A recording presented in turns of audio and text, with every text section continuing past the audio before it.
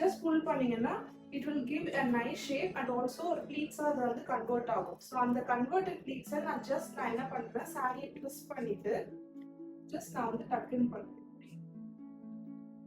So நான் இங்க வந்து டக்கின் பண்றேன்.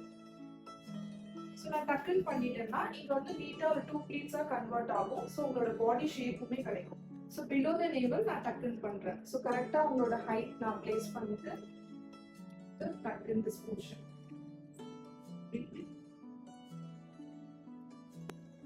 ஸோ நான் டக்கின் பண்ணிட்டேன். நெக்ஸ்ட் இந்த ப்ளீட்ஸுமே இது வந்து கன்வெர்ட் ஆயிடுச்சு. ஸோ 2 ப்ளீட்ஸ் இங்கே வந்து வந்திருக்கு. இது நம்ம இன்னும் ஷோல்டர் பின் பண்ணவே இல்லை. ஸோ நான் இதை எடுத்து ரீஅரேஞ்ச் பண்ணுறேன். ஸோ உங்களோட பாடி மேலே கரெக்டாக அந்த ப்ளீட்ஸ் எல்லாமே வந்து கவர் ஆகும். ஃபர்ஸ்ட் ஃபுல்லாக கவர் ஆகும். அவ்வளோதான்.